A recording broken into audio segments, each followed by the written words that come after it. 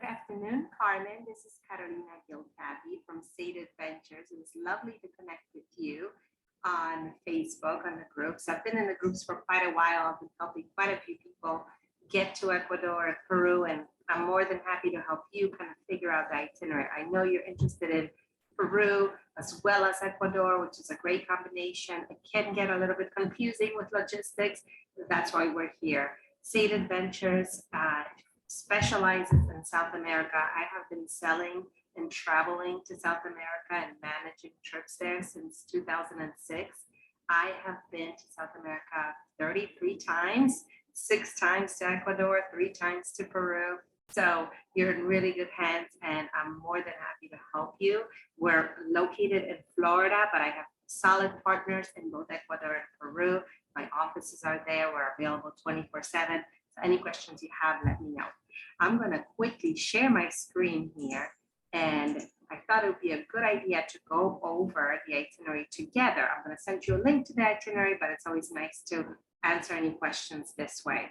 So here is the trip. I started on April 1st. You let me know if you want to switch the dates around in any way. This is a private trip, so it is just for the two of you. You can pick any dates. We can make any tweaks or changes. It's completely open to customization. April 1st, you arrive.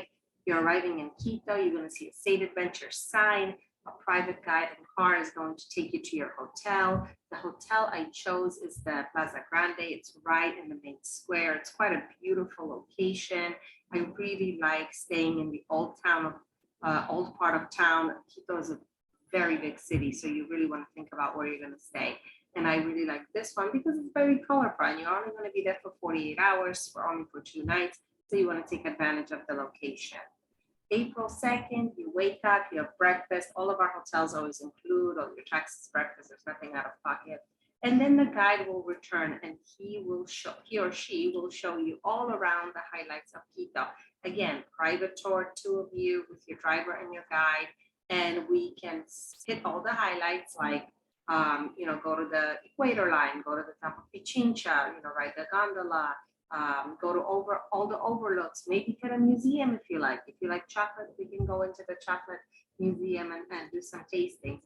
Very flexible, and we'll have some ideas for you, but if you have like a list of things you want to do, of course, we will go by that as well. And then we'll spend another night in Quito. Now on day 3, April 3rd, we are getting ready to go to the island. So we're going to take you back to the airport. We're going to help you with all the logistics of the Galapagos. Lots of things that need to be done before you get on that flight. You need an ID, you need to pay the entry tickets, you need to go through the immigration, and where they literally will check for seeds at the bottom of your shoes to make sure that everything is proper and you're not bringing anything into the islands that shouldn't be brought in. So we have a person in the airport that helps with all of that. When you get on your flight, it's about a 2-hour flight. You arrive in the Galapagos, and now we're going to take you on a 4-night kind of exploration of the islands. We're going to stay in a hotel as opposed to going on a cruise. Let me know what you think about that. Of course, I work with 30 boats. I can find you a cruise as well, and we can discuss the difference between staying in a hotel and a cruise. I have done both, and I've loved both. There's pros and cons to both. So staying in the village of Santa Cruz, on the island of Santa Cruz, gives you a lot of flexibility, and we're going to see as much as possible staying from a hotel. But being in a hotel means you have flexibility. At night, you can go for a stroll through town. You can go and see sunset on the beach. You can really be on your own time, as opposed to when you're on a cruise. It's a very rigid itinerary where you're going to be definitely following a specific schedule. I chose the Angermeyer Waterfront Inn. It's a great place right in town, but there are many options. I've inspected probably 15 hotels in November when I visited. So let me know your thoughts. What type of hotels do you usually travel in, and we can tweak it further.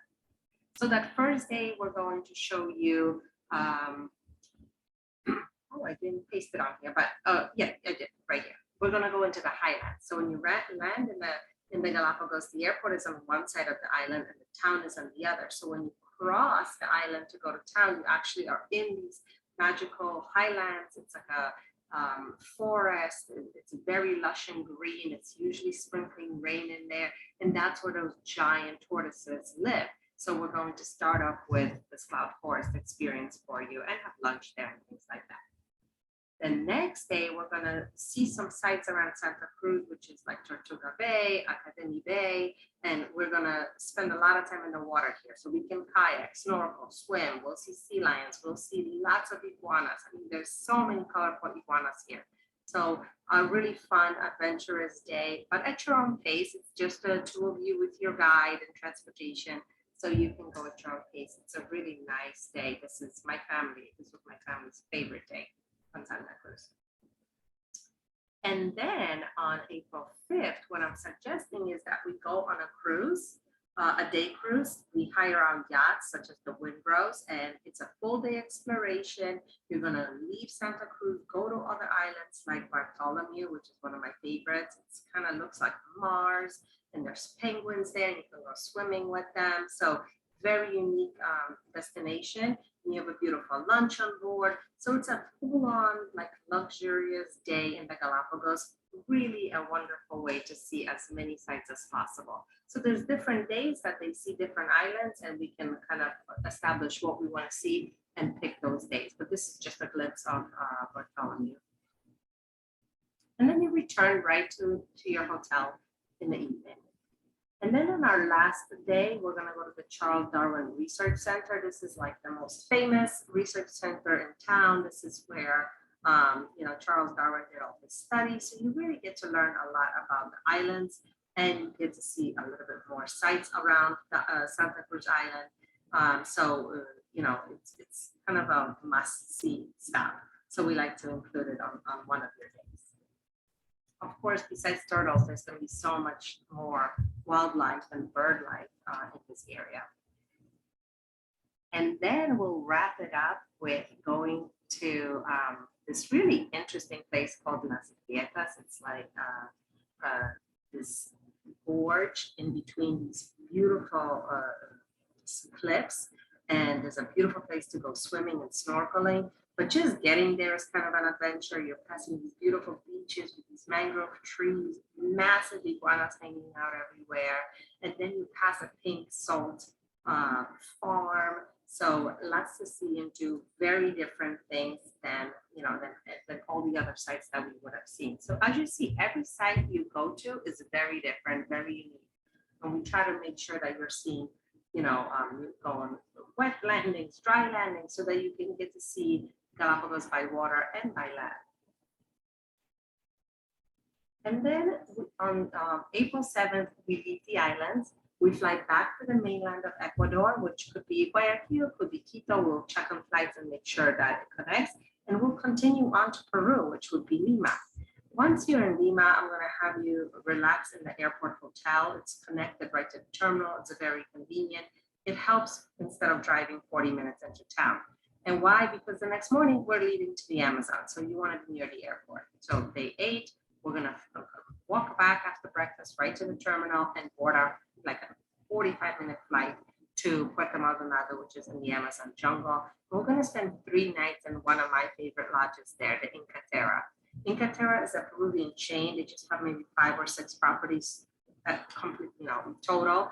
And one of them is the Hacienda Concepcion. It's really well done comfort in the jungle. So you kind of rough it by day of walks and hikes and canoe rides, and you go fishing for piranhas, and you go visit indigenous communities. But at night, you really get spoiled with a beautiful room. It's all screened in, so there's minimal bugs and problems in the room. There's water at your disposal. There's lights for you. Beautiful meals. The guides are all local. They really do a beautiful job here. So I really suggest that we include the Amazon for you. I love the jungle. I've been to the Amazon all throughout Brazil, Peru, Ecuador, and I just can't get enough. It's such a magical place. So it's a really nice combination with the Galapagos. So you'll be there for 3 nights. All your meals are included. All your excursions are included. And then on day 11, we're going to fly out of the Amazon into Cusco. So this is your first time being in really high altitude. You would have been some in Quito, but Quito's not that high, so you don't really feel it. Cusco, you feel it. So what I do is when you arrive in Cusco, I take you right to Sacred Valley. It's 2,000 feet lower, so it really helps you acclimate. Sacred Valley is kind of a hub of Inca activity between Cusco and Machu Picchu. There's villages, Inca sites, there's ruins, there's markets. So there's plenty to see and do while we take our 48-hour acclimation period. So this is one of the sites you're going to see. I like including it on the first day because there's not a lot of hiking involved, so you can easily see it and enjoy it without getting exhausted. We'll stay in a beautiful local hotel, beautiful views, lots of space. So if you get that second one in the afternoon, you can explore the property itself. It's quite lovely.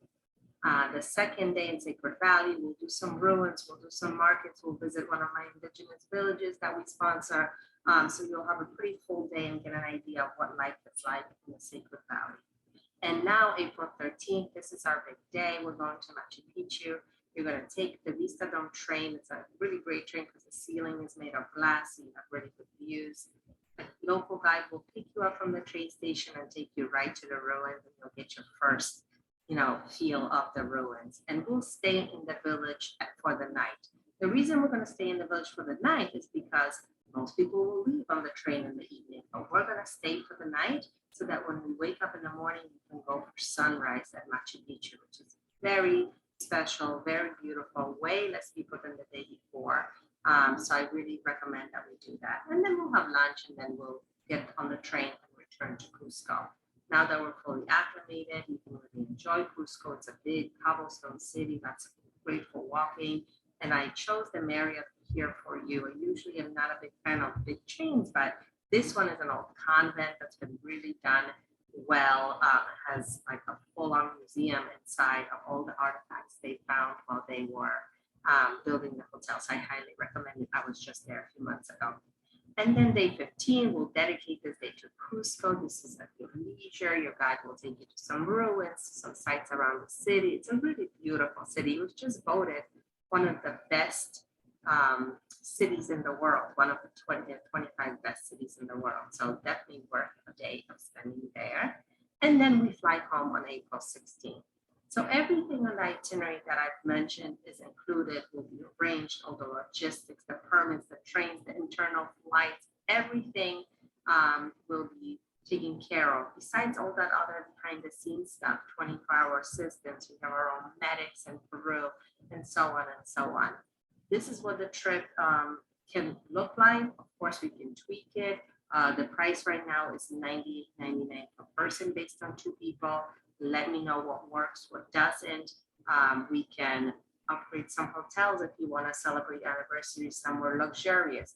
Or if the price is already over budget, let me know. We can tweak it and make choose some, maybe 3-star or 4-star hotels. Plenty of opportunities. So I'm going to stop sharing my screen now. I'll send all of this to you and you let me know what works, what doesn't. I look forward to chatting with you. We can talk on the phone. I'm in Florida, or we can email back and forth, whatever works for you. Have a wonderful afternoon. Talk to you soon.